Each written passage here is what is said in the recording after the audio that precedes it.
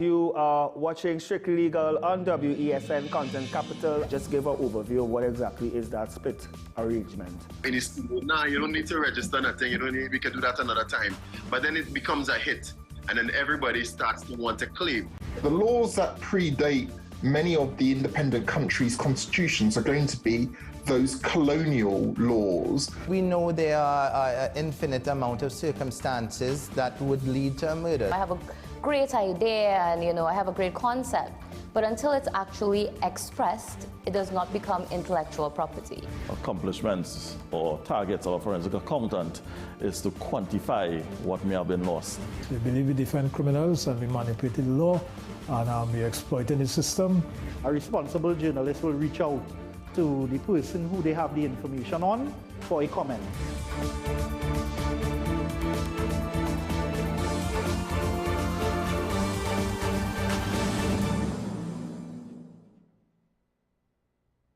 This is Face of Sports, WESN Content Capital.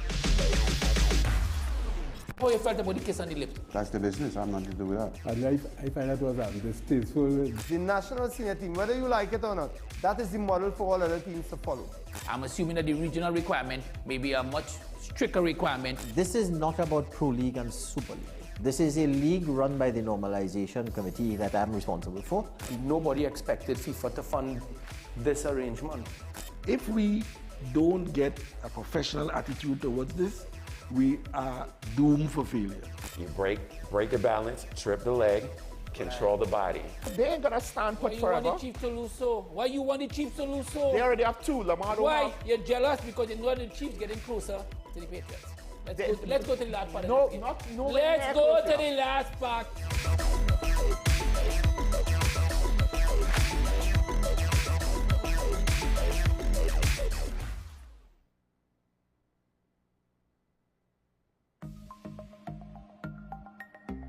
Knowing how to tell authentic is as easy as 1, 2, 3. Find it, match it, search it. Step 1. Find the style number on the tag. Step 2. Match the style number inside the jersey with the number on the tag. Step 3. Search it. A quick Google search of the style number will verify the jersey is authentic when the search results match the jersey being searched. Don't be fooled by counterfeit jerseys. Before you buy, remember to find it, match it, search it. Fan Zone, 2 locations nationwide. Center City Mall, Chaguanas and Movietown, Port of Spain. Nationwide delivery available. Money is something we all deal with, but how many of us truly understand it? What if you could make better decisions with your money? Decisions that secure your future, protect your family, and bring you peace of mind. I'm Darren Jacobs, and I'm here to help you make sense of your dollars. Welcome to Dollars and Cents, the show that breaks down the financial world in ways that matter to you. No jargon, no confusion, just real conversations about money, your money. So join me every Wednesday at 10 a.m. on WESN for Dollars and Cents. WESN.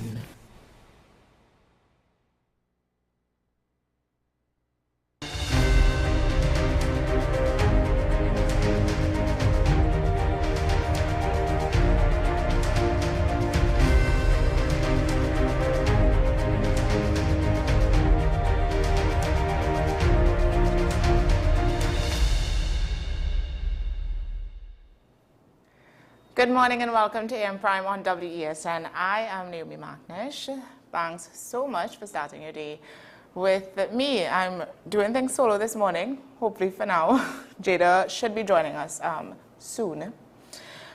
So this morning, I want to get into some news updates. There are some things happening around the world and locally, so we're going to touch on that. First up, there are some tensions in LA over an immigration protest. So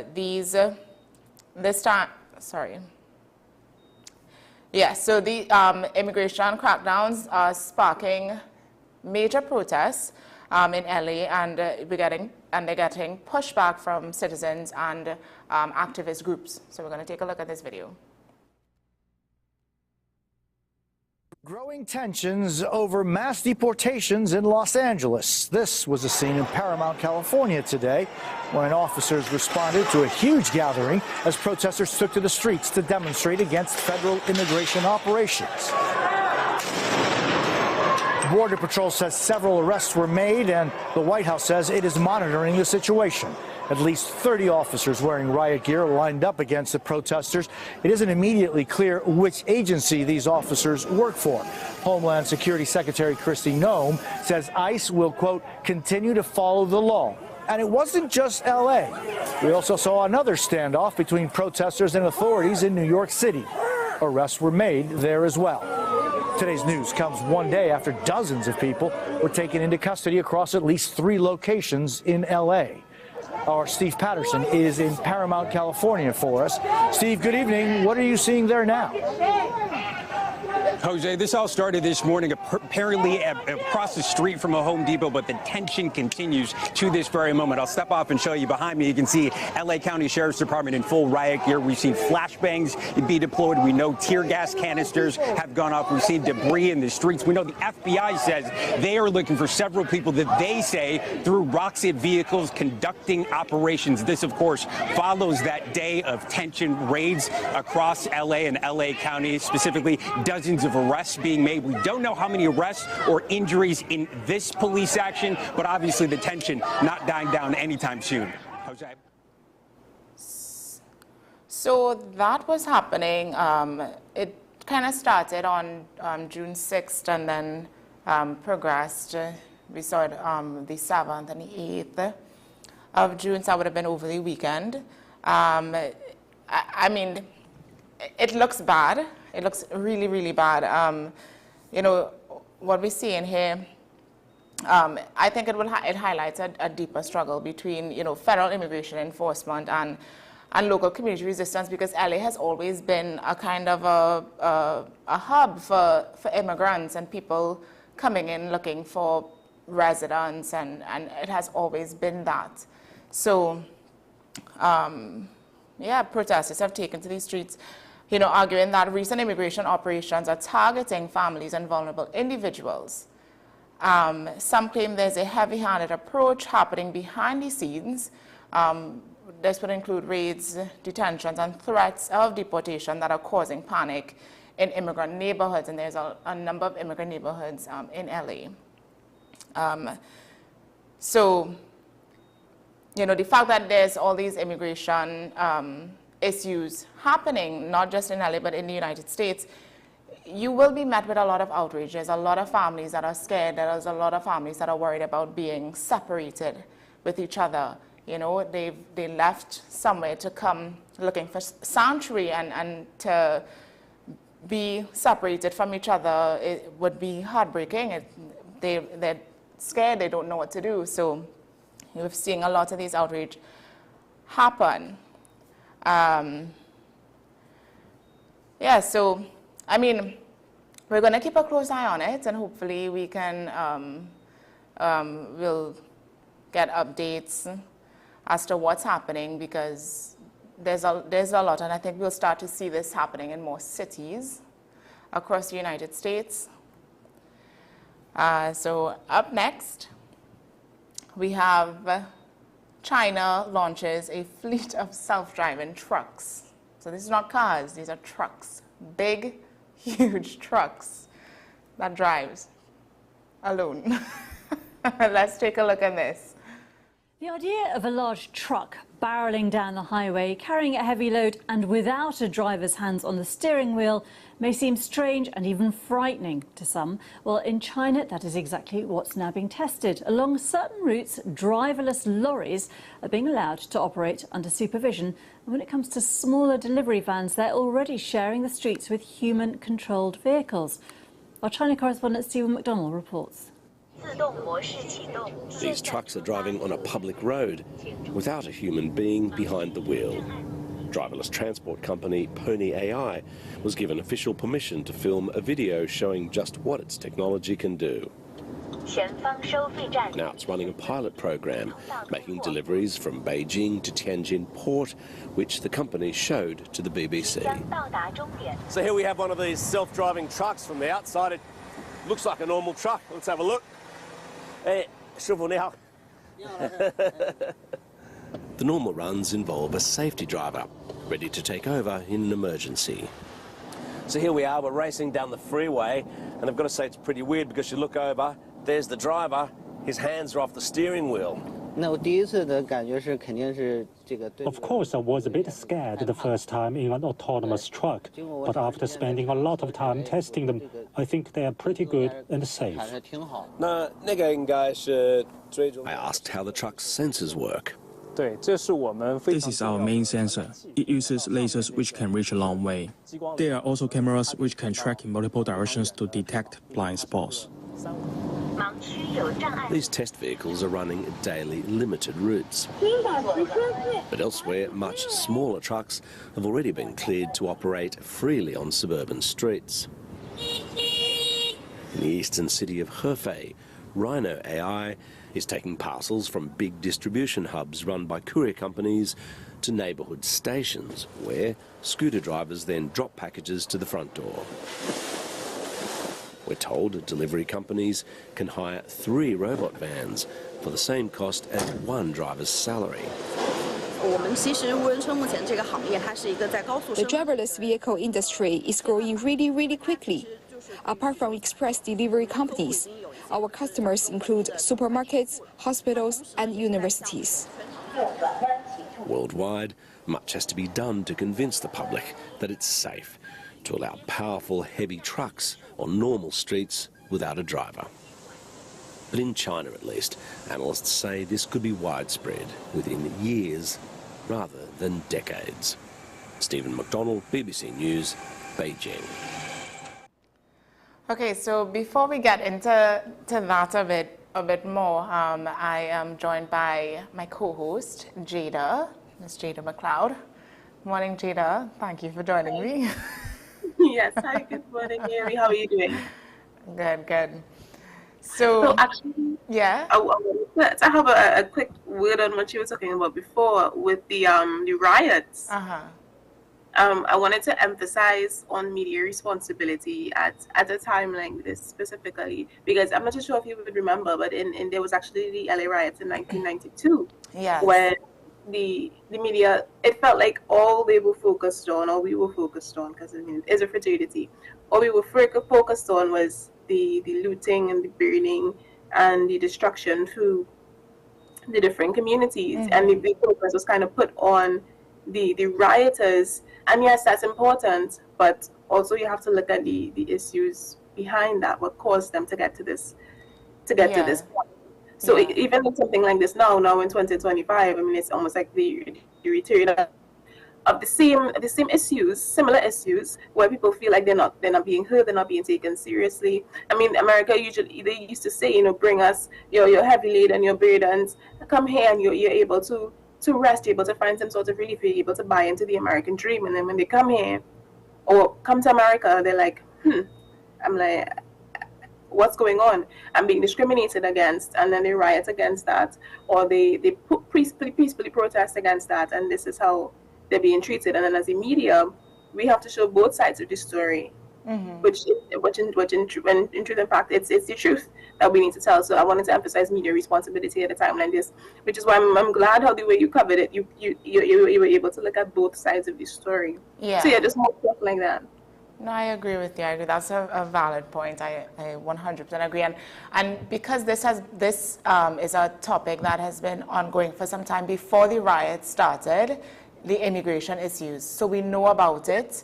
We're fully aware of what's happening. So if the riots to happen now, I don't think, it's not going to be easy to just look over the root cause of it, So, but like you said, I really do hope the media, especially American media, covers it the way it should be covered, and don't just make the immigrants look bad for looting and rioting and causing chaos amongst communities.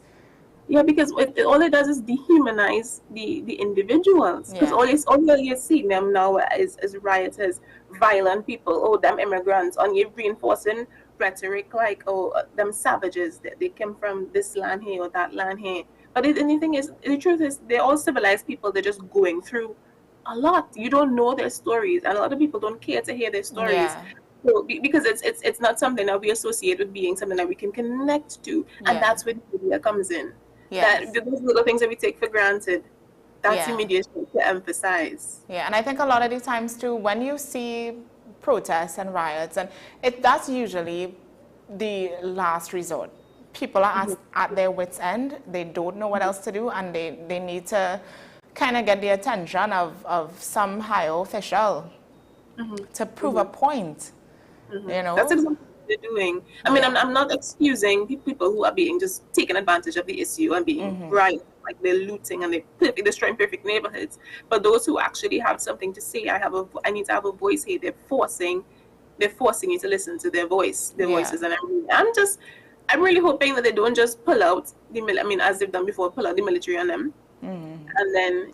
Well, we saw a lot, all the officers in their tactical way and guns firing, and so. And if I'm not mistaken, as I was reading here, somebody, a British photographer, needed surgery after being shot with a sponge bullet, and an Australian reporter was shot with a non-lethal round while reporting. Wow. So these things, those little bullet pellets that they use. Yeah. It hurts. It hurts. Yeah. I remember. Yes, it hurts. It hurts. So people actually, they get injured from those types of things. And yet again, yes, they're using non-lethal rounds, which is great. But I mean, come on, you're just shooting stuff into crowds. Well, if you have a good reason, then okay. But you need to know who you're shooting at. You know? Yeah. No, and I don't want to downplay it either. Because you have to kind of give the officers room to, do their job. They're trying to, something as like a riot, where people are just going, there's just pure chaos on the streets. It is the officer's job and role to get things back in order. And in order for that to happen, sometimes they have to apply force. Yeah. So there's two sides to it, and I don't think it's for anybody to pick sides, but things need to be done properly, and I think the government has to step in and give people answers or give them, Not just use force, but use understanding. Yeah. Yeah. Yeah, so we could get into this. I was excited, well, not really excited, just intrigued about this China self-driving trucks story. What are your thoughts? First of all, I'm not getting one of those because there's no.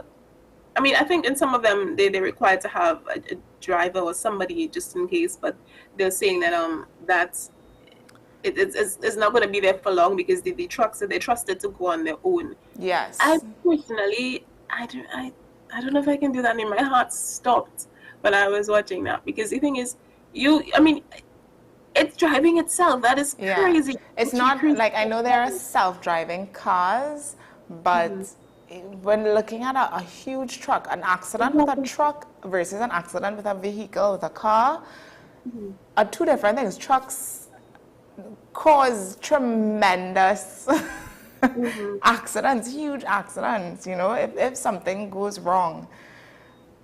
A lot of, lives could be lost.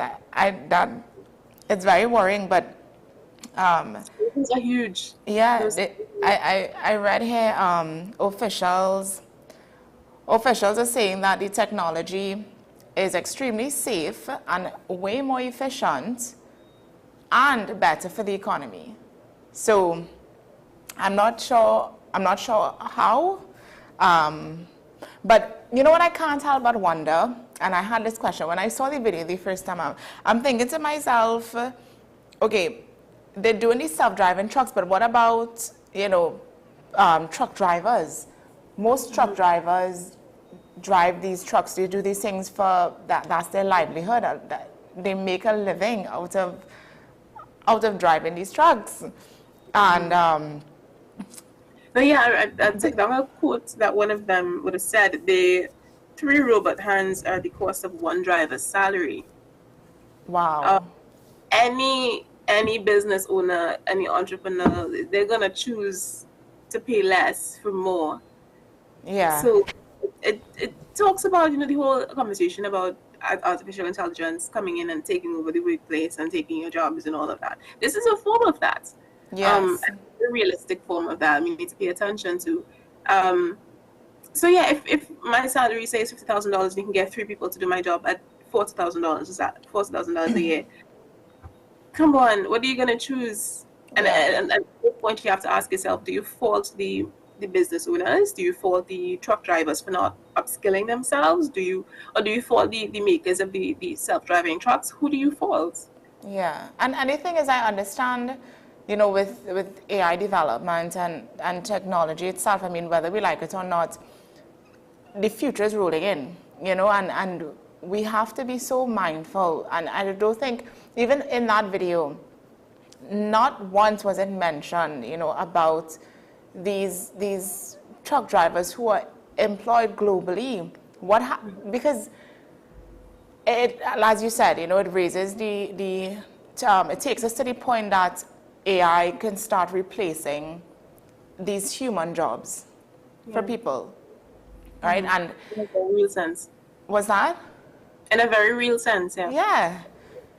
Yeah. So a story like this, we have to. It's not just about the technology itself. I think it has to be. You have to tie in the economics into it, labor, all of that into it, because we're looking at how this technology, as cool and interesting as it is, how this is going to affect the economy and the labor market.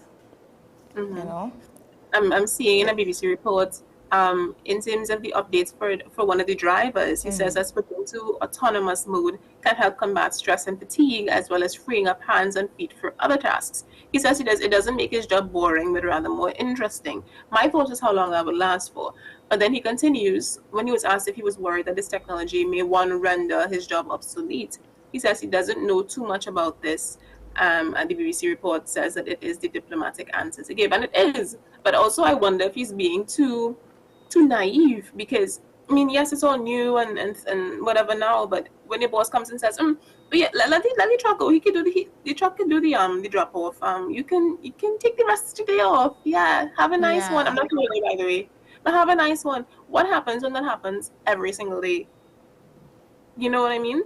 Yeah. So I wonder if we're being a little bit too laid back in our response to these types of things. And is it the truck driver's job to now upskill themselves? And how much do they upskill themselves? Because they can upskill themselves to become able to handle an autonomous machine if it breaks down here and there. But how often is that going to happen? How sure is a job for them is my question. The thing is, I don't think it would be that simple for a company to just say, why don't you take the rest of the day off, and then it happens consistently, because things need to be put in place and things need to be done properly. So if a company is constantly giving a worker the day off because there's a truck that can drive itself, so we don't need you today, then that employee can take legal action if things are not properly contracted or properly stated, or if it's take the day off and no pay.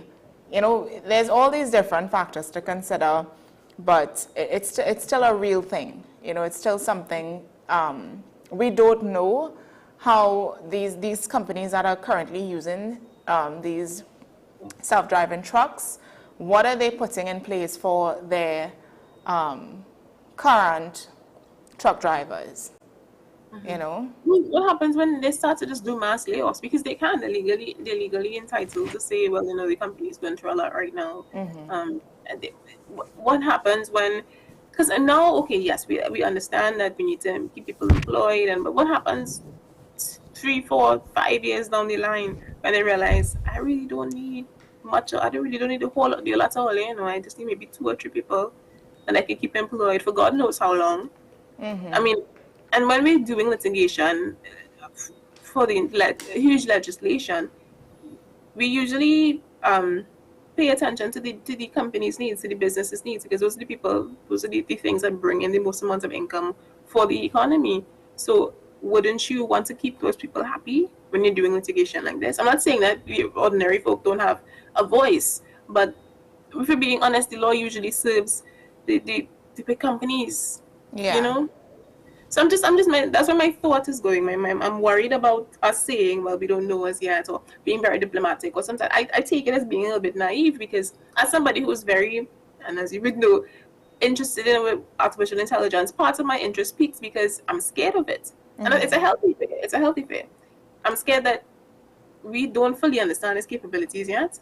And when push comes to shove, somebody, the person who's in charge of making the decisions, isn't going to choose me, it's going to choose the AI. So that's where my mind lies right now, to be honest. Yeah, you're right. You're right. Yeah. It's so scary because we're talking about self-driving trucks, and I was like, okay, doom and gloom, where's the world heading now? Yeah. And I think that is something that we can touch on, or just have an honest conversation about, like the downside to artificial intelligence.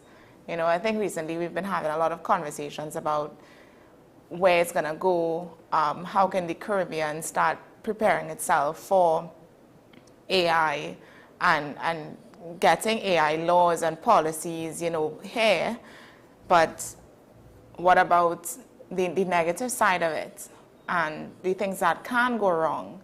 And if it's not properly, you know, if policies aren't properly made to protect us, the humans, then what are the issues that we can face with this artificial intelligence? Yeah, those are solution-oriented questions, and questions that need dire answering. I don't think we heard anything from this new ministry, but of course we're giving them chance to get their Sometime, yeah. No, we really haven't heard anything at all. But we really don't know. I mean, it's still early, so we have to wait and see. If we don't hear anything, I think in the next couple months, then we can probably reach out and ask about it. You know. But yeah, I mean, I think you make a valid point there. We have been focusing on how to capitalize using AI, not necessarily the fact that we need to capitalize using AI, because if we don't, where is it going to leave us? And we don't think we spend a lot of time talking about where is it going to leave us. It's just almost like, oh, well, that's just a place we don't want to be, but let's talk about it. Because maybe it will light a fire under the buttocks of people who need to be making decisions, making policies, because where it leaves us is not just behind, but it leaves us in a place where we're not able to find jobs on the international stage because we're too underskilled. Yeah. We're not able to find. And it kind of makes us very disposable. Very disposable employees, because an employer will decide, well, if you're not, you know, doing the job to my liking or my standard, or you're making too many mistakes, well, you're gonna go. There's an AI tool that can replace you and do more. You know, cheaper, better, doesn't get sick, doesn't need time to spend with family, doesn't need maternity leave, it doesn't have, if it wants a child, I can make a child. Yes, it can work around the clock, 24/7, and I don't have to worry about a burnout. Exactly. I don't have to carry it on company retreats. You know, I don't have to take care of it like a human. It's a I don't robot. have to give it bonuses. I don't have to give it bonuses. Or time and a half overtime.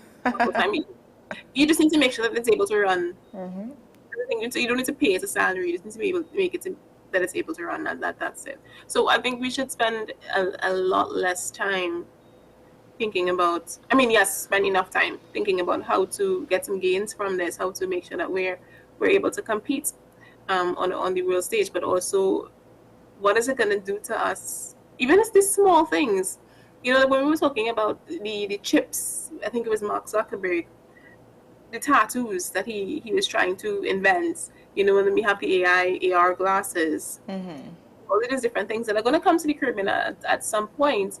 But is that the only form of AI that we want in our lives? Because are we prepared for something like that? I think it's just one of these things that we have to consider those are small forms of artificial intelligence that we'll be consuming and putting into our daily lives. So what about the big things, the things that moves industries? We need to pay attention to that as well, because then a lot of us who are skilled in the areas of finance, skilled in the areas of even those blue-collar jobs, the construction, all of these things, even though we're still there and AI can come and just do all of that, what then happens to our skilled population? We like to define ourselves in terms of skilled and unskilled workers. What if we all become I think, and as we're talking about this, what came to mind was I believe it was in the Arima Hospital that had these robotic nurses. It was a few of them, and the thing is, when you look at that story, that was, people were excited to see that it was relevant for a very short time, and then nobody spoke about it again. I don't even know if it's still there. You know, what happened to them? It was there 1 minute, and then we don't hear about it, we don't see it anymore. So it leaves. Naomi, the newness wears off. Because at some point, yeah, it's like, yeah, AI, but what happens when it just, okay, it works? It works, no, but that's the thing. Did it work? Or is it, are we not hearing about it anymore because it didn't work? That's the question. And then you also left to wonder, I think I cannot remember who said this, but it was somebody we had on the program, that we are nowhere near ready for the kind of technology that the world has. And it's true, because we had these robotic nurses, and we don't, there's nothing, it didn't do anything for our economy. It's supposed to either enhance or help out the current nurses that we have, because I understand, you know, especially since COVID, our nurses and doctors were overworked. You know, so it was a type of a nurse's assistant type thing. So I think I honestly want to follow up on that story and understand what happened to these robotic nurses. True. I think it's also a point that we need to make, that we don't always do the best job at maintenance. Yeah. Of things. So that could be the reason why it may be well, I don't want us to make any major assumptions like that, because I don't want to assume that it's not there anymore because of we didn't maintain it. You know, we definitely have to look into it. And speaking to a bigger question about are we ready for something like that? Sometimes I feel that maybe, and that's the reason why we're probably not, because we tend to like look at things at the shopping malls, and we don't tend to maintain things a lot. And that's not goes for everybody, and it's not across industries. But my worry sometimes with my lovely country is we don't always pay close attention to the things that things need. We just say, okay, good, I really a cool boy, and then we just kind of leave it. And then we wonder why it's not up to par, why it's not performing the way it's supposed to, if we don't really take care of it.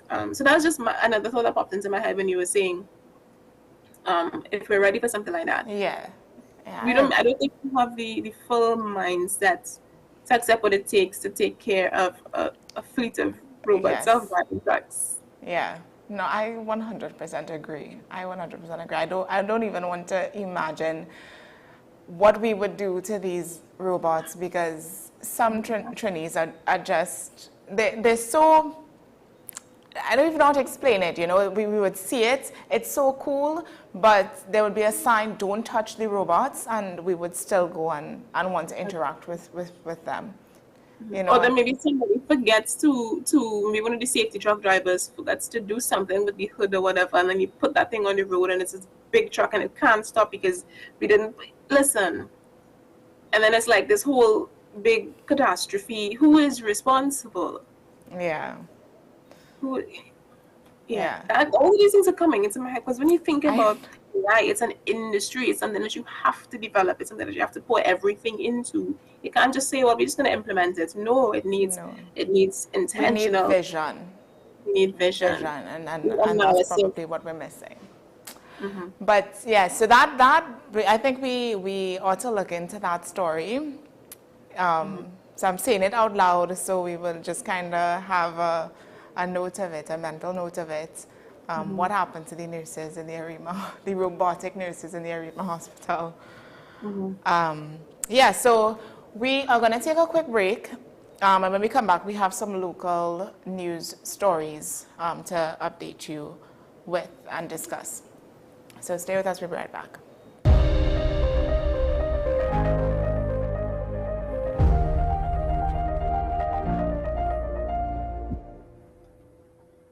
Low energy? Heart concerns? Migraines slowing you down? It's time to take control of your health. Join Wellness Unlocked, the series that brings expert advice and real solutions for a healthier you. In our latest episode, learn how Jameson CoQ10 can help support heart health, boost energy, and even reduce migraines. Get the science, the stories, and the steps to power up your health with CoQ10. Don't miss Wellness Unlocked. Watch now on WESN and start your wellness journey today.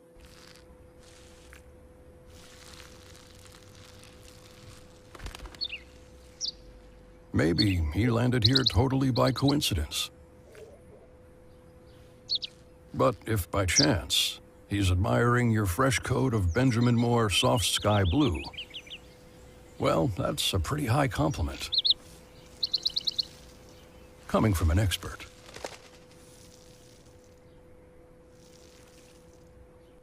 Do you need treatment for obesity or any related abdominal procedures? The community hospital now offers minimally invasive laparoscopic surgery done by an American-trained, board-certified surgeon with over 20 years' experience.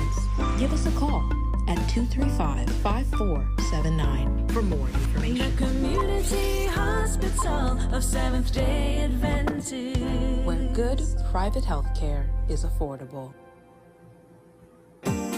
Money is something we all deal with, but how many of us truly understand it? What if you could make better decisions with your money? Decisions that secure your future, protect your family, and bring you peace of mind. I'm Darren Jacobs, and I'm here to help you make sense of your dollars. Welcome to Dollars and Cents, the show that breaks down the financial world in ways that matter to you. No jargon, no confusion, just real conversations about money, your money. So join me every Wednesday at 10 a.m. on WESN for Dollars and Cents.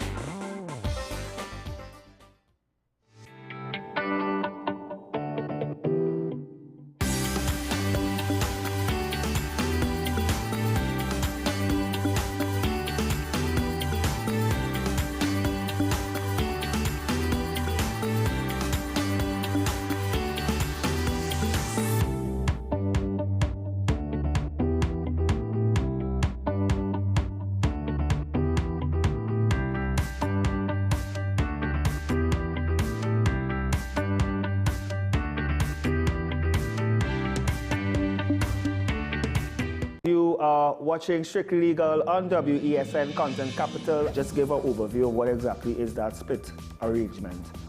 Nah, you don't need to register nothing. You don't need, we can do that another time. But then it becomes a hit, and then everybody starts to want to claim. The laws that predate many of the independent countries' constitutions are going to be those colonial laws. We know there are an infinite amount of circumstances that would lead to a murder. I have a great idea and I have a great concept, but until it's actually expressed, it does not become intellectual property. Accomplishments or targets of a forensic accountant is to quantify what may have been lost. We believe we defend criminals and we manipulated the law and we exploiting the system. A responsible journalist will reach out to the person who they have the information on for a comment.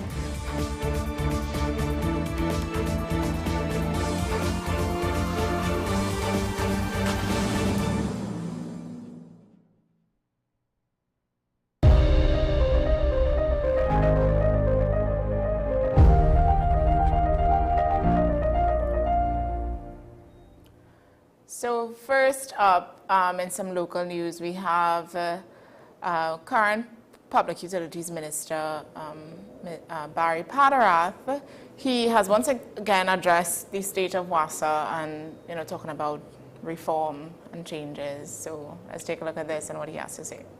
Board at the Water and Sewerage Authority has been given 30 days to outline its medium and long-term plans to address the water situation in the country. This according to Minister of Public Utilities Barry Padarath. Sunilala reports. And there are some areas that don't get a supply for weeks, if not months. So a lot of those incremental changes have been happening, particularly, as I said, in South Central and East Trinidad. There will be a lot more to come, particularly now as the WASA board is in place. Minister of Public Utilities Barry Padarath says the Water and Sewerage Authority, WASA, must be held accountable for all actions taken. Speaking at his Indian Arrival Day function on Saturday, Minister Padarath said there must now be a clear demand for performance and transparency from WASA's new board. It must be that somebody is monitoring and holding the companies accountable, that whatever they put out in the public space, that somebody is holding them accountable to make sure that when you're telling people they're getting water on a Monday, Tuesday and Wednesday, it is in fact happening. So I've been spending a lot of my time holding WASA accountable, redirecting water in some areas where you get a 24/7 supply, particularly in west part of Trinidad. The minister said even his constituency isn't spared from the crisis. For the life of me, I cannot understand how Coover South houses this desalination company, Desalcott, and yet we have a problem for water. I'm advised by WASA it has a lot to do with the infrastructural challenges. The infrastructure does not support water coming from Desalcott to the constituency of Coover South. The minister said he also recently met with the Inter-American Development Bank and Tobago officials. And we discussed some of the challenges in terms of the water distribution, water production for Tobago and for Trinidad. There are some easy wins in terms of short-term and long-term measures that can be implemented through the IDB program. There will be more to come in terms of when I speak at the media review, in terms of what will be the long-term plans utilizing IDB funding. So as I said, the IDB funding is there. We just have to redirect the projects and look at in terms of what is the new plan for WASA. The real issue, he says, is infrastructure that has not been touched in decades. For a lot of the challenges, particularly in South Central and Eastern Trinidad as it relates to water, has been as a result of poor, dilapidated mains in those areas that really require attention in terms of changing all the infrastructure. That will not require additional funding in terms of looking for the funding. The funding is available. So, Minister Padarath, he says change is coming to WASA, and for being honest, this is something that we've always heard. Change is coming for a while now. It's time for change to be here. Yeah, change has been coming for many, many years. And the water supply issues is an issue we've seen in Trinidad and Tobago for a long time, right? It's something that even the minister before said, we're working on this. We're going to fix these issues. Even speaking on infrastructure and accountability. But if we're being, in my opinion, I think Minister Padarath, I want to give him the benefit of the doubt. So far, he has been very transparent with what's happening within WASA and his plans for, the changes that he's saying, he's speaking about. So, yeah, Minister Padarath, what I like so far, at least from this government in general, is that they've been giving us an update on everything. Even with a bunch of nothingness, it's not going to push the conversation. It has been every detail. Yeah. Because in something like this, we already know that. We know that you're trying to work on this. I'm glad that you're saying that you're going to hold WASA accountable. New board comes in. We're seeing some things being done, so that's a good thing. But we always knew this. But the fact that he's coming out and he's saying, and he doesn't seem exhausted to be repeating himself that he's working on it. He's working on it. But all we can do is just hope that there's some actual action, But right now, I'm appreciating the accountability, the transparency is the word I'm looking for. I'm appreciating the transparency that they're showing to the public right now.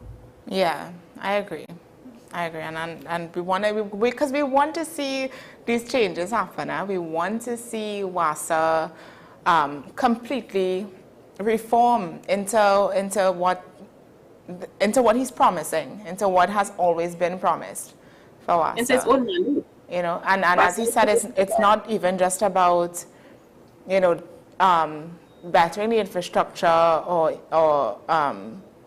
you know, better water supply for communities, but he's looking at the culture within WASA itself in terms of management, staff, work performance. So all of this we'll begin to see, hopefully, you know, an improvement on. I mean, when we had the last Public Utilities Minister, Marvin Gonzalez, I know we had him on a couple of weeks ago, and he spoke to something very similar in that, you know, WASA has all of these challenges, but he was working on it, and he had this whole, if I remember correctly, this whole plan that he outlined, that he, different points of points that he wanted to address, and he got through with some of them. He said he was working on some of them, that WASA was going to be all completely turned around, but I mean, it's 10 years to do that. And then when we saw the little bit of bacchanal where the Prime Minister teared up all the future plans, yes. Future plans on live air, and then there's so bacchanal between the both of them. I wonder if there were anything in those plans that are being repeated. I don't have the exact wording here. I'm really hoping that I can find it. Maybe not to speak on it today, but to have a follow-up episode on that, because it would be interesting to know if, and I'm not just speculating, but it'd be interesting to know if any of the plans were helpful, if something that they can use or look into using this new board that is. Yeah, I want to make the assumption that the plans in the prior ministers, the plans of the Prime Minister are not being reused, mainly because if the Prime Minister teared up all the set plans or anything on the agenda completely, and she said, we are starting from scratch, we're not doing this. So if anything was being reused, I think they would have, based on how they're going in terms of transparency and accountability, they would have stated. So I want to assume that they have just they're doing things on their own now. But like I mean, you said, the biggest move they made is just to replace the board altogether. And I was in favor of that personally, because a lot of the people who were in the last board would have been, maybe not what's the word I'm looking for? Maybe not loyal to this government, right? I mean, we want people that work. We want people that gets on board with the new plans that they're making. Because also one thing that former Minister Gonzalez would have spoken about was that he didn't feel that persons in WASA, the admin structure, were working with the government. They weren't sure that they were doing what was needed. They were working alongside with them. And he alluded to that in many ways during the conversation. So I'm guessing that's the reason why that they would have gone ahead to replace essentially the entire board. And hopefully that lends itself to some amount of accountability, transparency, and work ethic, which is what I think about a company like WASA would need. Yeah. Yeah, you're right. We can just hope at this point, you know, Naomi. What's that? I said, all we can do is hope at this point. And wait it out and see what happens. We're hearing him. We appreciate the fact that he's even speaking about it. You know, so we just have to start seeing action. You know, because a lot of the time in the past, we got the same thing. It was promises, it was words, it was media briefings. But then there was nothing afterwards that happened, or we didn't get any follow-up on these promises. So, yeah, we have to wait and see. He said things already started happening in certain communities. Yeah, I'm also saying that he gave the new board 30 days to outline its medium and long-term plans to address the water situation in the country. So he's given them time to get their ducks in an order, but I don't know what what is going to be the plan of action if they don't. Yeah, what is that going to look like is my question. Yeah. We'll wait and see. But yeah, we have 30 days. We have a month. Yeah. So I think we can move on to the next story. We have TNT waters off limits. Deadly force has been approved. So this is a development in the maritime front. Trinidad and Tobago's Coast Guard has reportedly been authorized to use deadly force in protecting our nation's waters. This is the issue with Venezuela and us. So yeah. So let's take a look at this so we can discuss. That they can do whatever they want on Venezuelan territory, but they cannot come here. TNT territory is off limits to them. On Thursday, Prime Minister Kamala Persad-Bissessar made it clear to Venezuela that Trinidad and Tobago will defend its borders by any means necessary. We have to take all threats against any incursion into our territory seriously. I will speak to Minister of Defense and the Attorney General to seek advice on protections for our Coast Guard, to use deadly force on any unidentified vessel entering TT waters from Venezuela. Her statement follows recent comments made by Venezuelan officials, including its Interior Minister Diosdado Cabello, citing unverified claims of Trinidadian involvement in paramilitary activity, where its minister vowed to pursue anyone attempting to destabilize Venezuela. With respect to a paramilitary group entering Venezuela from Trinidad, I say categorically we have no evidence to validate this at this point. I saw also in today's paper where the Venezuelan Justice Minister claimed that the Trinidadian Kendall Geron was supposedly captured in this group. Again, we have seen no evidence to support the comments from these Venezuelan officials. Meanwhile, after speaking with the Chief of Defense Staff on the issue, Minister of Defense Wayne Sturge confirmed that no radar or intelligence data supported Venezuela's claims. With the assurance that the radars did not pick up any such activity, and that quite apart from the radars, there was no evidence to substantiate the claims made by the Venezuelan government at this time. However, Mrs. Persad-Bissessar says it's all too familiar a script from the neighboring nation. We will also have to take a look at how we go forward with Venezuelan migrants here who are military-aged and able-bodied men and women. We have to take this threat seriously now. They have done this before.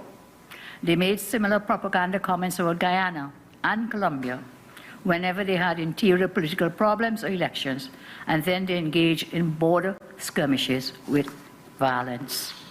She also issued a stern warning to TNT nationals. I want to tell further TNT drug and human traffickers, smugglers, who are masquerading as fishermen. If you enter Venice waters to do your illegal acts and you're caught by Venice authorities, you are on your own. I repeat, you are on your own. No amount of family crying on Ian's programs will cause us to intervene. And she dispelled claims of any U.S. involvement. Again, throwing out the tired old bogey of blame the Yankees, and he also condemned treatment of Venice abroad who have fled their homeland. So she's not playing around at all this time. You know, a lot of the things that was said at that media briefing, that was last week, Thursday, post-cabinet, and she was very stern, very on point. There was no sugarcoating. She said what she said. Each minister came up and said their part. I actually wanted to mention this, and Jada, well, Jada and I, we were both there, and there was when Wayne Sturge came and he spoke on the issues that he we're dealing with. Was that sorry? So yeah, they spoke on the issues regarding Venezuela, his Venezuela, response to right. Venezuela. And for his ministry, right? Yeah. One of the reporters asked him about, our relationship in Venezuela, and if he was able to get in contact with any Venezuelan officials. And his response to that was, well, the only Spanish I know is from Duolingo, so how am I going to speak to them? I thought that was such a undiplomatic answer. That answer was extreme. I mean, I don't know how a minister, especially our Minister of Defense, can say something like that. And then the follow-up question was, well, then if that's the case, then is it that we don't have a proper relationship with Venezuela? Because if we did, and you can speak to any Venezuelan officials, I would assume as an official in Trinidad and Tobago speaking to an official in Venezuela, can you not get a translator in the mix? Yes. Is it that difficult to get a translator in the mix? I don't think you have to know Spanish to speak to a Venezuelan official. You really don't. Because when they were discussing oil, they were discussing money, bet your bottom dollar that they had a translator there, or they would have learned to speak a little Espanol. But one thing I wanted to point out was the Prime Minister, she kind of gave a catch-all type of statement when she said that any national that's caught in Venice waters, that you're kind of on your own if you're like into drugs or anything like that. So she kind of gave a catch-all, saying you're on your own if you're into drugs, and saying, while at the same time Venezuela is accusing us of having a TNT national doing criminal activities in their vicinity, in their waters. And the Prime Minister is essentially saying, well, you're on your own. So she kind of gave a catch-all statement there, even if it is proven true that, a gang entered Venezuelan waters via TNT and on board was a TNT national. Yeah. You're on your own, Venezuela. We're not gonna, Yeah. We're not gonna get involved. That was politics at its finest. And I really like that, because she was saying, you're on your own. Like, what am I gonna do about that? I didn't sanction that. Yeah. I didn't tell you. If so, no, you want to go into criminal activities, well, be a criminal. I'm not going to put you. And her saying that, just letting everybody know, and it's we have proof of her saying that, is kind of protecting herself as well. If anything was to happen, don't blame us. Right? I said what I said, and these are criminals. They're going behind the government, or behind for whatever reason, right? I saw additional to this story. I saw there's a story in the Newsday. Minister Padarath, he spoke about it a little bit. He said, we will not be bullied, speaking about Venezuela, right? And he said, he praised the Prime Minister's strong stance against Venezuela, and this is, again, with the current tensions, and he emphasized that the entire government, including UNC and TPP members, supports the Prime Minister's firm approach, especially concerning alleged threats from the Maduro-led administration. And then also, there's also an update by former Prime Minister Keith Rowley. He came out and gave his thoughts on this. He said that he's of the view that to throw down a deadly force gauntlet to Venezuela can be viewed as powerful, stupid, and an unnecessary burning of TNT's bridges with a friendly neighbor in a thinly veiled attempt to carry favor abroad. Now, that's just part of the statement, but I kind of wanted to unpack that a little bit more, especially when he says powerful, stupid, emphasis on the stupid there. He said an unnecessary burning of TNT's bridges with a friendly neighbor. Now, this is something that came to my mind when we had former Prime Minister Stuart Young. His relationship with Venezuela seemed a little bit more, Venezuelan officials seemed a bit more fruitful. Yes. They were able to have conversations. I'm guessing there was a translator there. But as soon as the new government was inaugurated, it was like tensions rose. Tensions started to rise, yes. Yeah, we saw a difference. There's a marked difference in the way Venezuela dealt with us and in the way we spoke about Venezuelan officials. So I'm wondering there if there was already a deep-seated bias against Venezuela within this government, or perhaps the Maduro-led government they didn't like the change of government. Maybe they wanted to work with Stuart Young again. I mean, all these things are flying around my head. And based on to touch on, add to what you're saying, part of the article in the Newsday, this is a quote by Minister Padarath. He says, for 10 years, the PNM pussyfooted around the president of Venezuela and the issues that surrounded Venezuela as they related to the hydrocarbon sector and the relationship that TNT has with Venezuela, but also the relationship one of our major trading partners, the United States, has with Venezuela, close quote. So he's implying that this good relationship with Venezuela is because, you know, the PNM was just kind of, you know, sucking up to, or, you know, trying to. But even if, I think. It almost makes me want to know if there's a. Say that again? Somewhere easy, or if we need to suck up to Venezuela, if we need to suck up to the US, if it's something that we even need to choose. Yeah, well, that's what I was thinking. I'm like, as a government, sometimes that's what you have to do. If you want to maintain a relationship with a fellow world leader or, you know, another government, then sometimes to just, it's not a matter of sucking up, but just keep the peace. You know, is there a reason why we need to have a good relationship with Venezuela? Yes, I believe there is. So, yes. You know, and it's not just for the energy sector, but they are our neighbor. They are literally right there. Yeah. In the statement that former Prime Minister Keith Rowley, Dr. Keith Rowley put out, he said, our fields are 60 miles out at sea. Does the Prime Minister really believe that we can adequately defend operations with force against a highly militarized neighbor like Venezuela?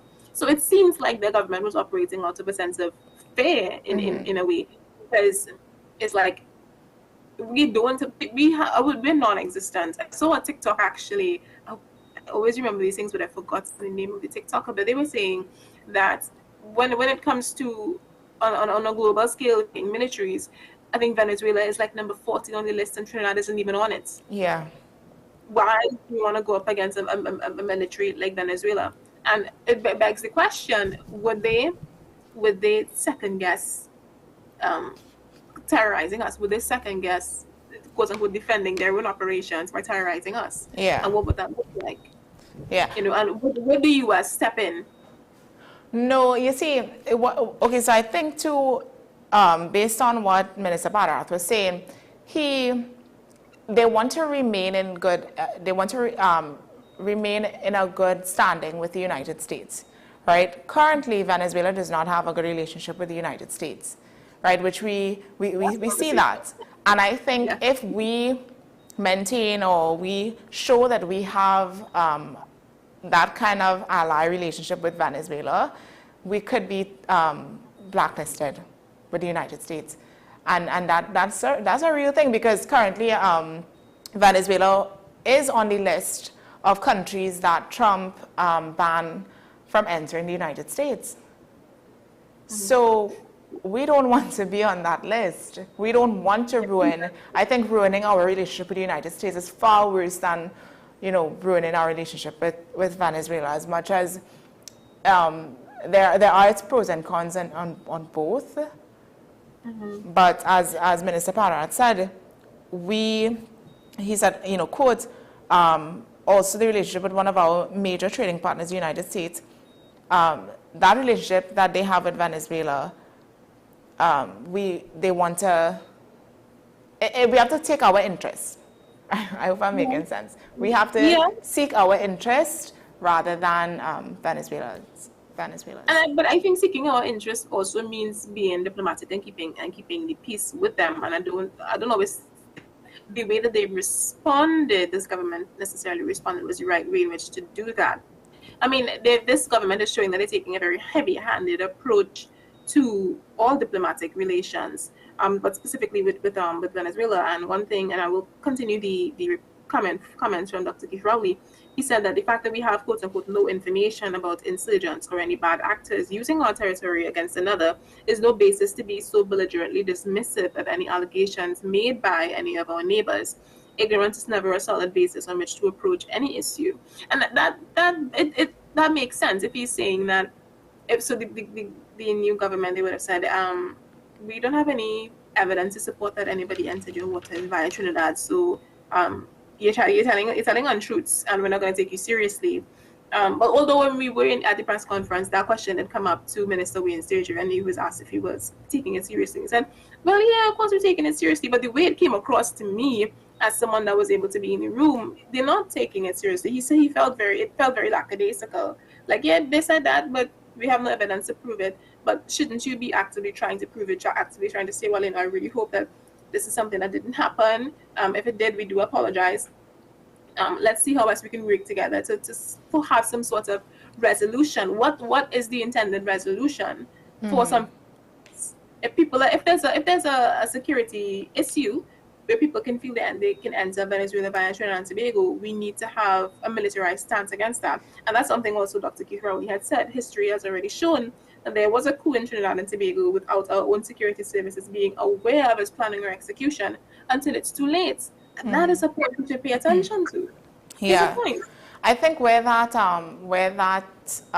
assumption came in, that they got to Venezuela through Trinidadian waters. I'm seeing here in the same article with Barry, with Minister Padarath, Prasad Bisasa, when she commented that TND government had no evidence to support the claim that criminal elements had crossed into Venezuela from Trinidadian territory, she also warned that any illegal incursion into TNC waters would be met with a deadly force.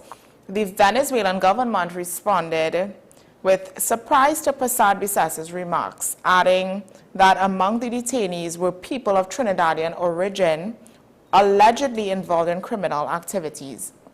So when they arrived in Venezuela and were detained, some of the persons in that group were Trinidadian, allegedly.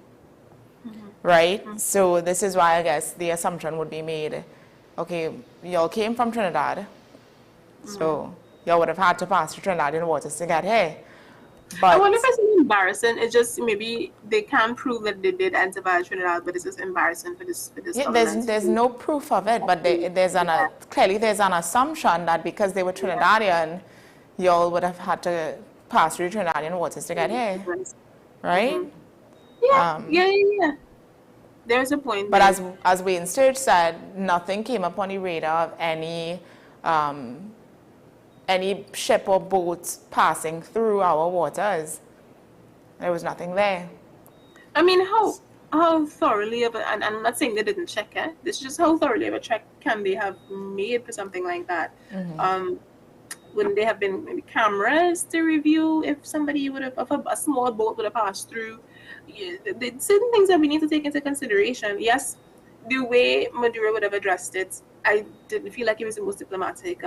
Just accusing Trinidad like that. Maybe he could have had a private conversation with the Foreign Affairs Minister to discuss, hey, somebody has entered our waters and they're from Trinidadian origin. We're thinking it may have come from Trinidad. Maybe you guys need to maybe check your security border. Let's see how best we can get this resolved. But him just making a broad statement like that so assertively makes me question his intentions. Maybe that's just Maduro, right?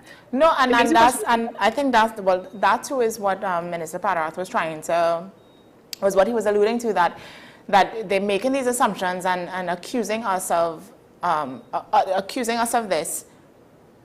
That's going to look bad on our part, and he's like, we're not going to be bullied into accepting responsibility.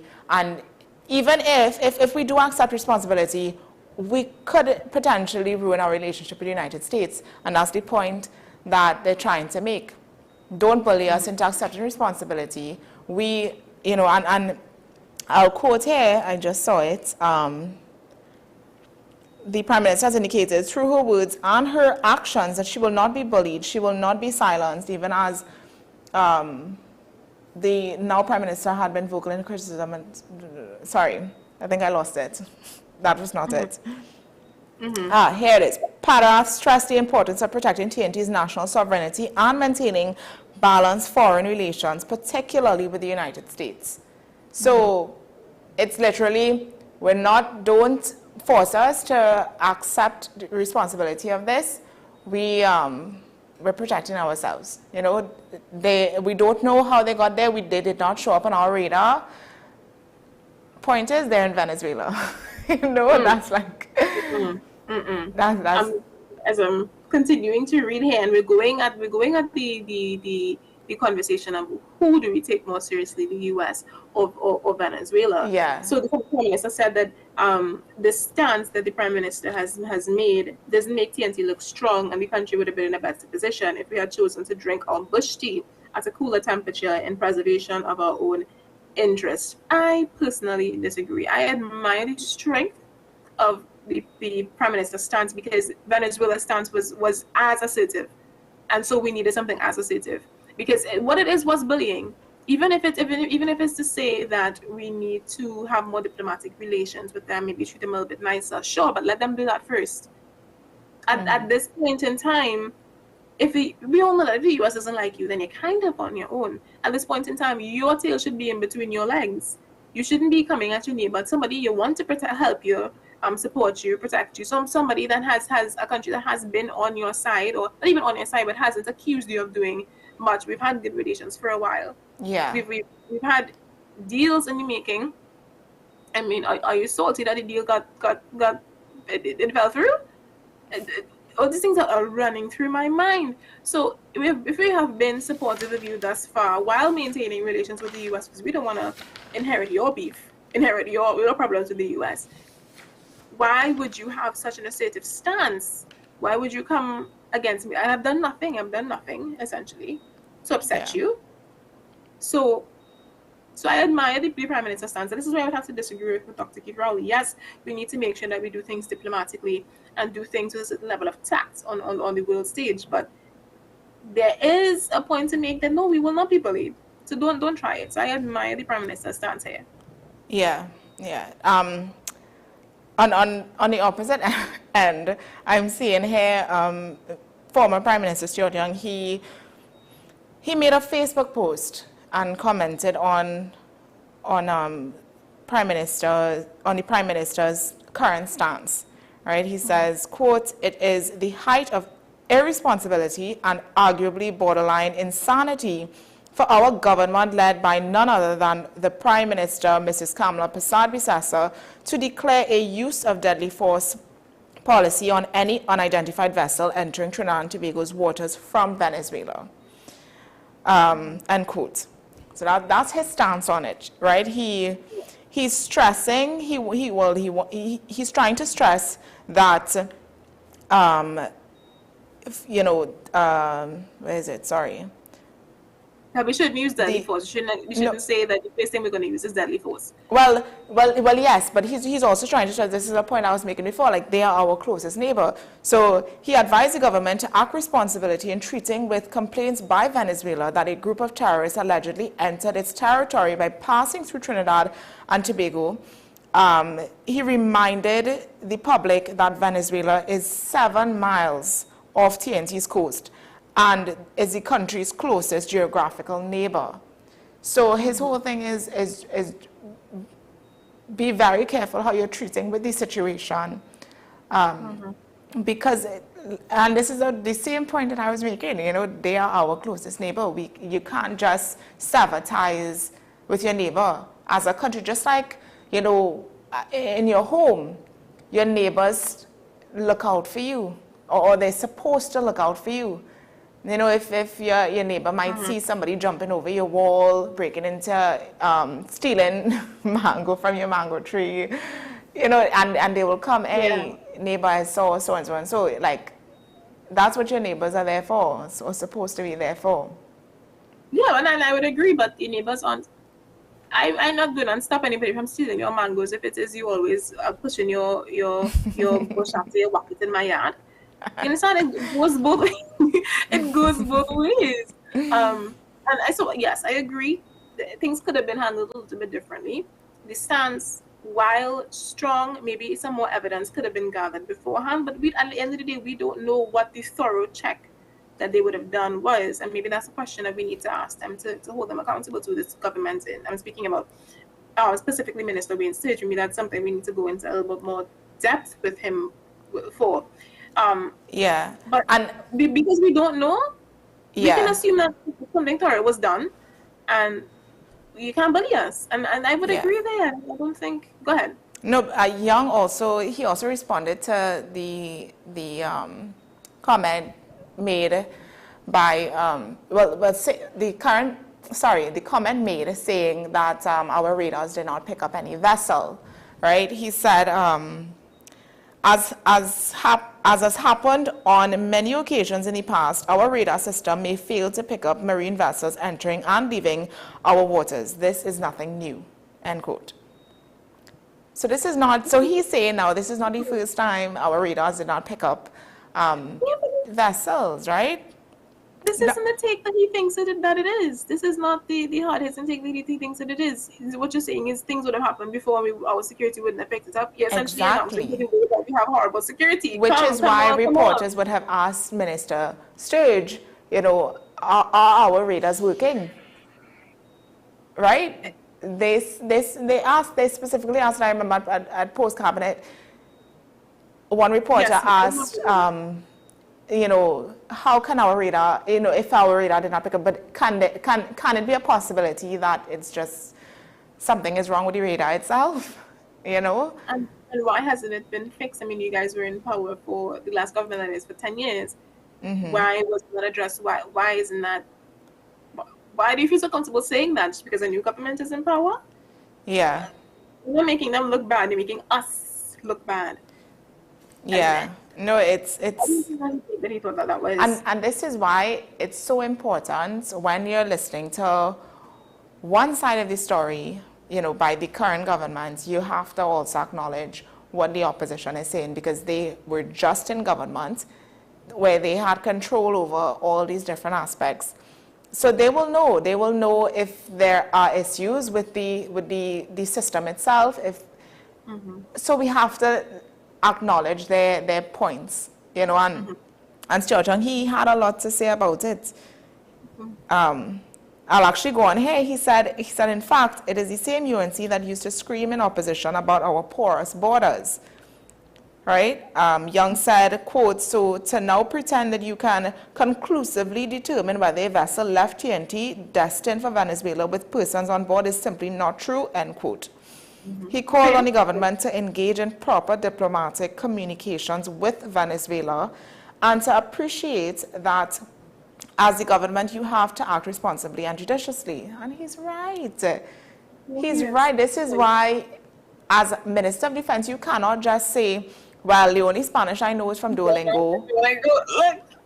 So I cannot communicate with the Venezuelan officials. You cannot do that. You just can't. When asked if they got in contact with any Venezuelan officials to speak about this, the answer is no, because you don't speak Spanish. We haven't had contact. Yeah, we haven't had contact with them. I mean, you guys have been in power for, was it 100 days? Yeah, for sure. Almost 100 days? Coming up to that? Yeah. You're edging out to the honeymoon period. I mean, if you can have as many conversations with the US and Canada and all of these different foreign affairs ministers and countries, Venezuela is right there. Why haven't we had a conversation with them? Even knowing that we just cancelled or the particular Dragon gas deal that we had with them, and the words out of this, the new Prime Minister's mouth was, well, Dragon is dead. I mean, I wonder how that might have come across to Venezuela. I mean, I know that when we attended the briefing at Balize House with former Minister Stuart Young was addressing us on the internal makings of the deal. He would have said that, or he would have alluded to the fact that you're gonna ruin relationships with the stakeholders in this sense, whether it be the gas companies or even a country like Venezuela. So I'm wondering if they had any prior communication with Venezuela to say, well, we apologize, this deal fell through, but diplomatic relations, we have to maintain geopolitical relationships with the U.S. So I'm really sorry it fell through, but we have to look in other ways, in other corners of the world to sort this out. But we do wish you the best. As of right now, maybe we can work together on something in the future. What conversations were had with Venezuela to maintain a positive relationship? And it looks like no conversation was had with Venezuela at all. So you think that this government would have said was Dragon is dead. Anybody that enters Venezuelan waters intending to do Trinidadian waters from Venezuela intending to do criminal acts will be shot or will use deadly force. It just seems a bit like where is the diplomacy? And I think that's the point that Stuart Young is trying to make. But at the same time, there is an argument that we don't want to be bullied by Venezuela. So there's room for both eggs to be in the basket, in my opinion.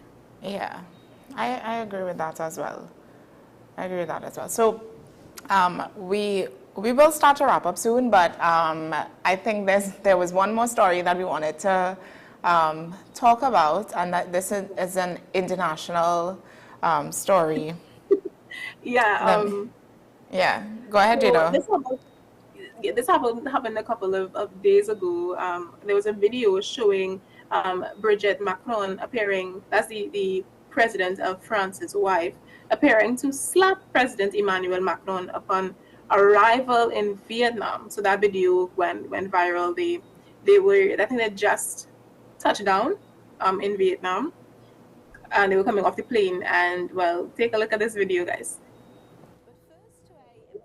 Some would say disturbing incident involving French President Emmanuel Macron and his wife Brigitte. The pair were disembarking a plane in Vietnam when Brigitte was filmed slapping Emmanuel Macron. Indeed, the 72-year-old aggressively pushed her husband's face with both hands. In an interaction which quickly made headlines around the world, let's bring in News Corp's senior writer Patrick Carline. Patrick, the French president's office is declaring this was just play fighting. It was a playful interaction. It wasn't a violent one. Are you buying that explanation? I don't think the world is buying that explanation. That was not horsing around. And if you keep playing the footage, you see that he reaches for her hand as they walk off down the plane. And she refuses to take it. That's not horsing around. And you look at his expression there as it's happening. That's not fun. No, he was not expecting that door to be opened and for that interaction to be shown to the world. Yes. So the shock there was very, very real. Now, there are so many rumours about Brigitte and Emmanuel, but I'm just going to put those to one side for the moment.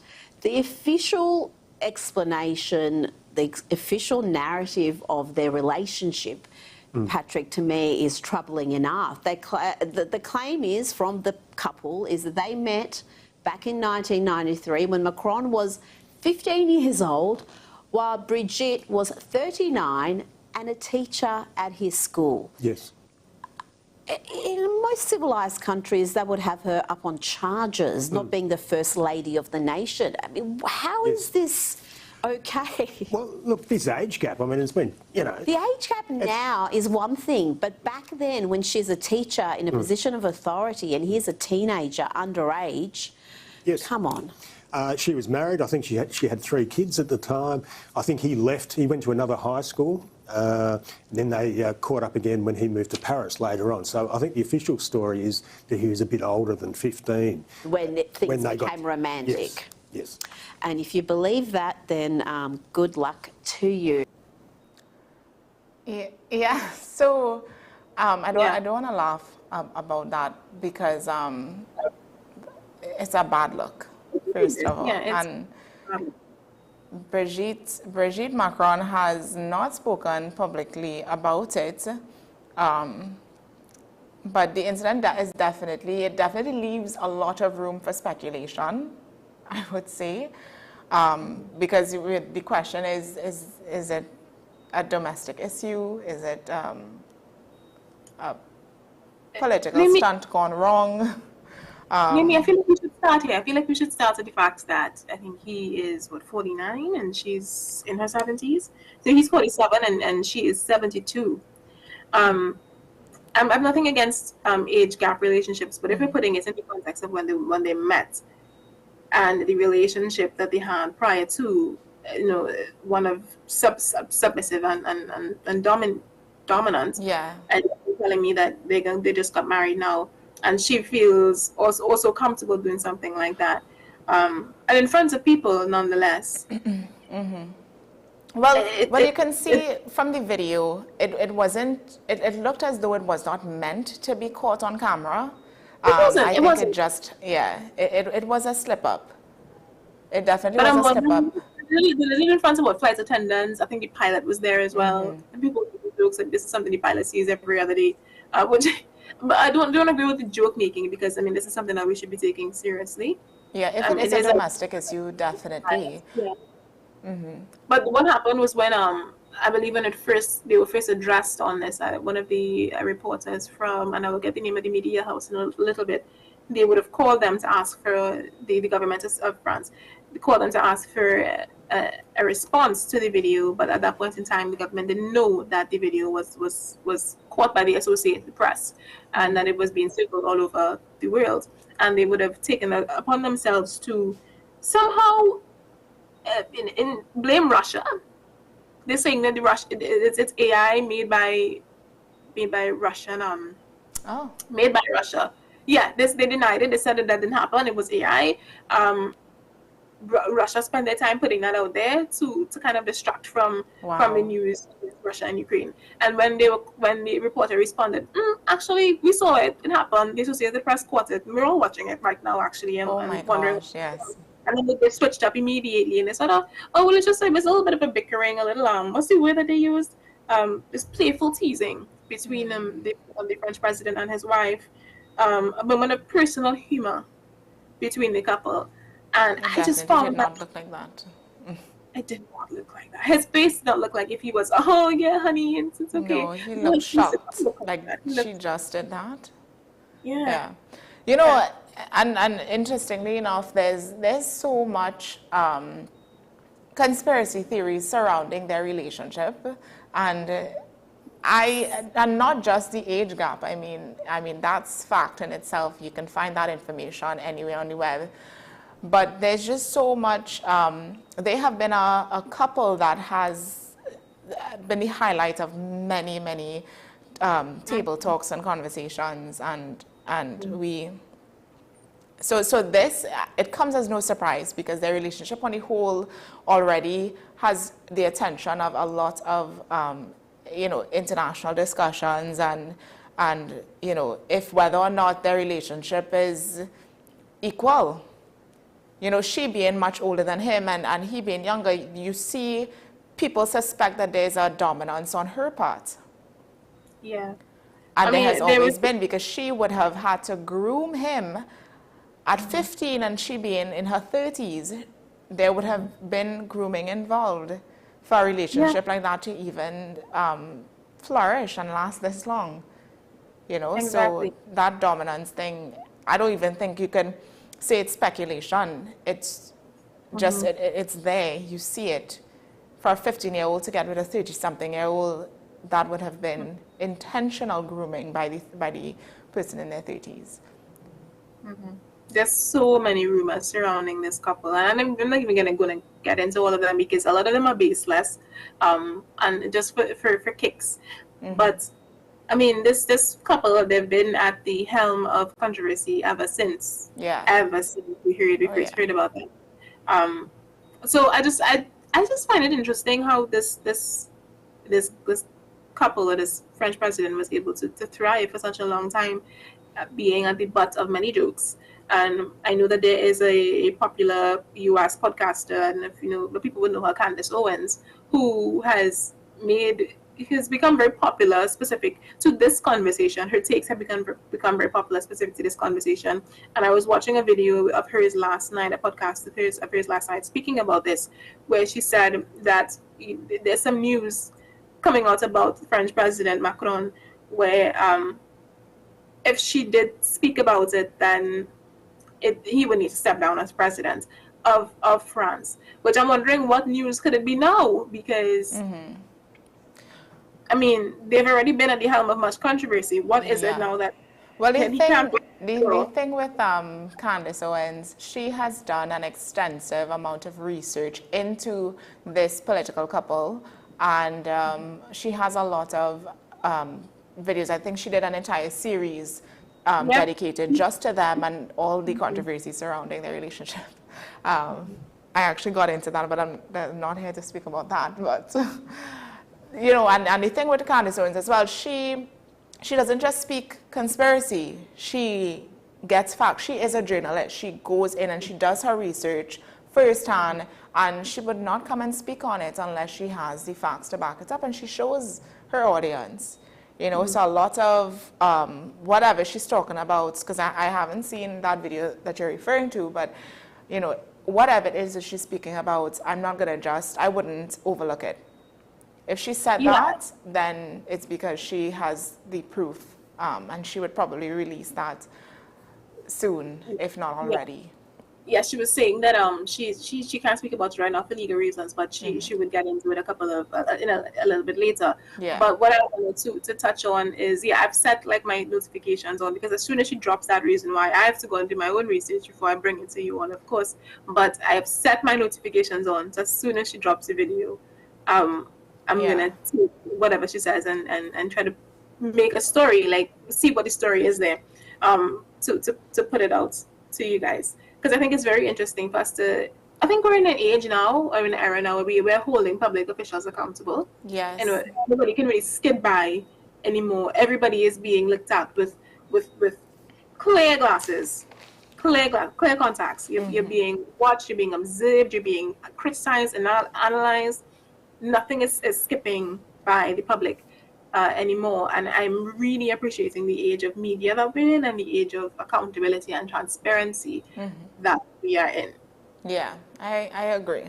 And I think we will all look forward to hearing about that when it is out to the public.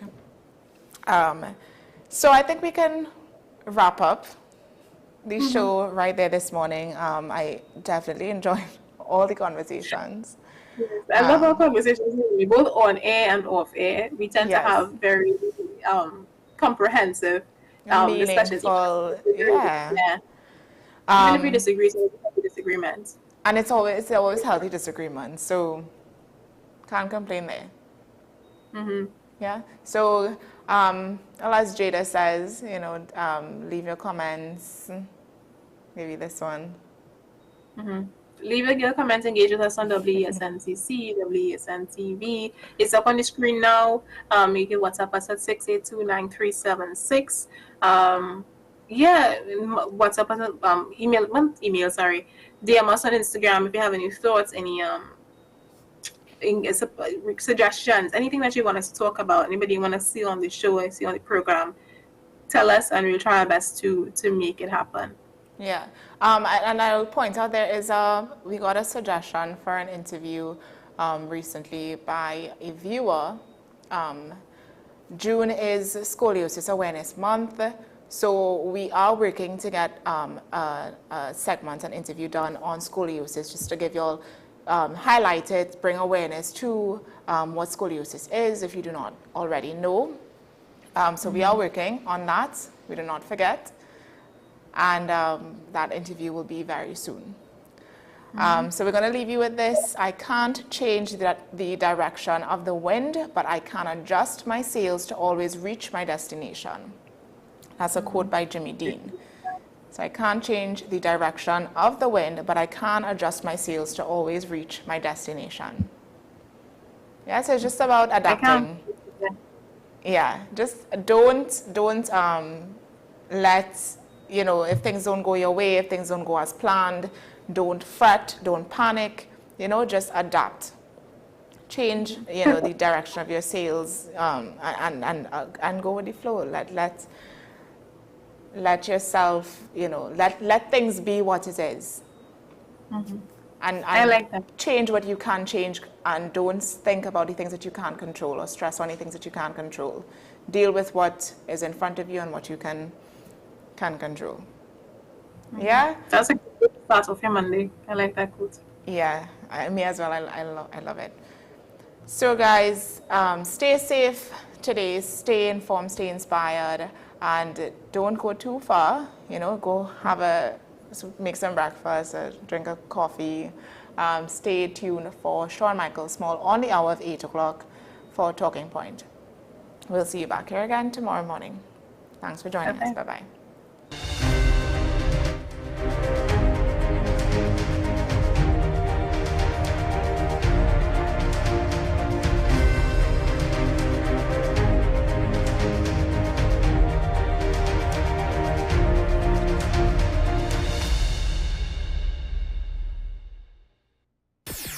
WESN.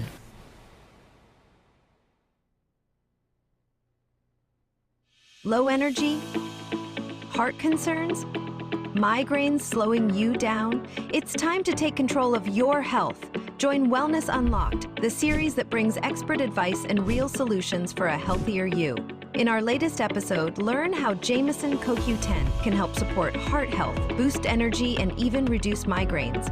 Get the science, the stories, and the steps to power up your health with CoQ10. Don't miss Wellness Unlocked. Watch now on WESN and start your wellness journey today. My name is Dr. Stephen Carroll, the CEO at Community Hospital of Seventh-day Adventist, and we are committed to making good private healthcare affordable.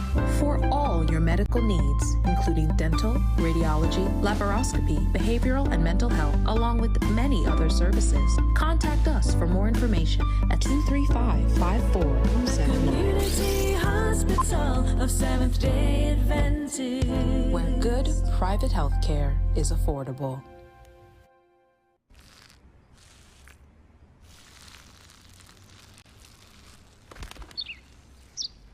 Maybe he landed here totally by